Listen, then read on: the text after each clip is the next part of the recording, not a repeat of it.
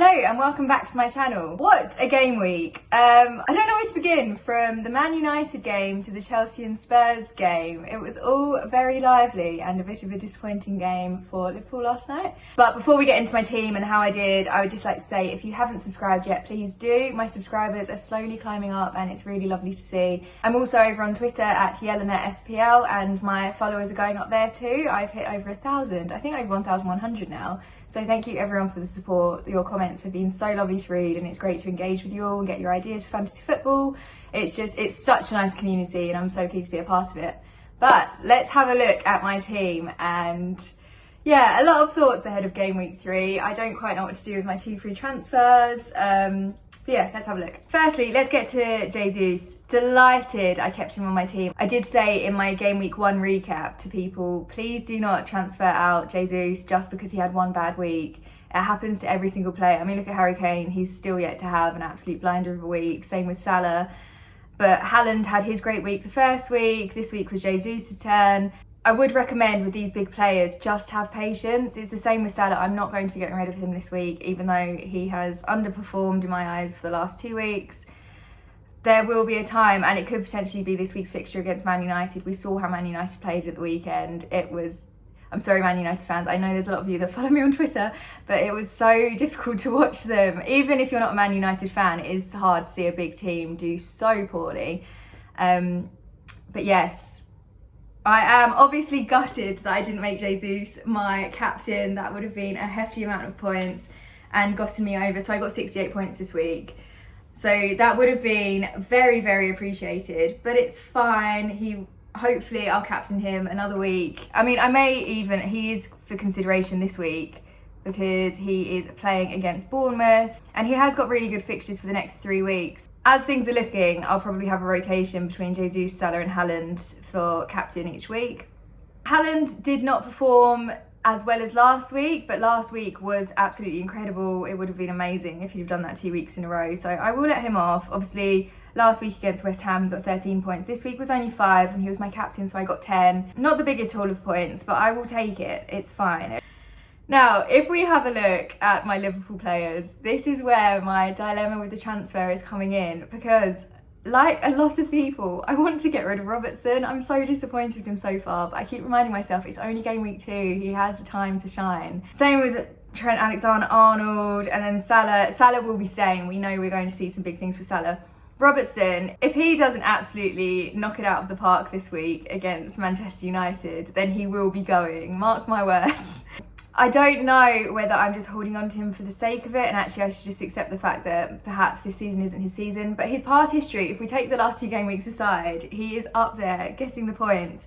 And I think maybe he's just having an off week, and I would absolutely kick myself if I was to transfer him out and then he ended up having a really good week and he's not on my team. And like I said, the fixture against Man United, it would be great to have this defensive lineup. I don't know. What are you guys thinking? Because I'm sure a lot of you have similar picks to me and have Trent and Robertson. So do let me know in the comments what you're planning to do with them, because it's a lot of money to not be getting the points from it. But do you just hold on? And it's similar to Jesus. Didn't have a good week first week, second week, amazing. So potentially Liverpool, I mean, they've had a slow start to the season, haven't they? So perhaps this is their turning point. Watch this space. Bailey and Neto, I know that they've been a big talking point on a lot of channels recently about whether or not to keep them. I think, considering Wolves are playing against Spurs this week, I'm going to bench Neto and bring in my Spurs players. So I've got Dyer and I've got Perisic. And then potentially transfer out Bailey. But then the issue you have with Bailey is he's 5 million and I have 0.5 million in the bank. So I could upgrade to someone that's 5.5 million.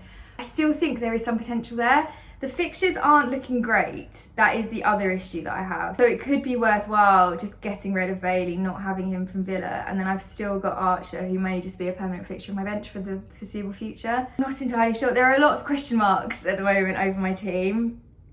As I mentioned, I am looking to bring in Dyer and Perisic. I think this week's fixture against Wolves is a good one to bring them back in. I'm looking forward to having some Spurs defenders. And then that would fit quite nicely, putting Neto and Bailey onto my bench. I also think with Perisic, it's concerning because I keep hearing comments about him not being at his optimal fitness. And obviously he's not starting, but I think once he's fit enough, he'll be on set pieces and he could be a really good asset to the team. So I'm still going to keep hold of Perisic. On a positive note, and up there with my good decision to keep Jesus, really pleased with Cancelo, and I will be keeping him. His fixtures look really good for the next couple of weeks. I mean, to be honest, all the way up until game week 10, I'm feeling quite optimistic. So I think he will be a permanent fixture on my team, a defender that I can fully get on board with.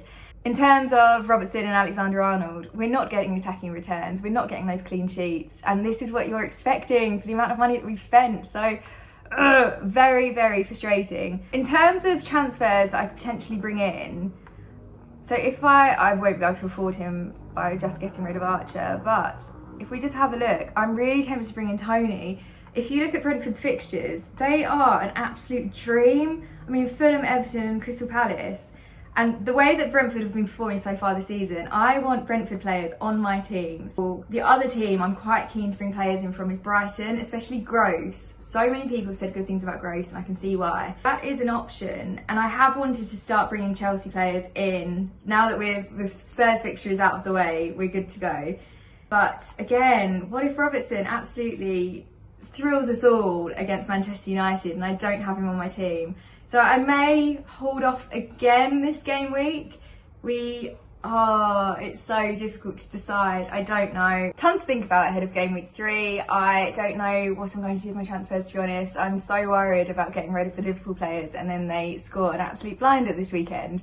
But that is the joy of Fantasy Premier League. You never know what mistakes you're going to make and what's going to pay off. And anyway, please let me know what you're doing with your teams this week, because I could do with some inspiration. So let me know in the comments what you're planning to do. And do subscribe if you haven't already, and I'll see you in the next video.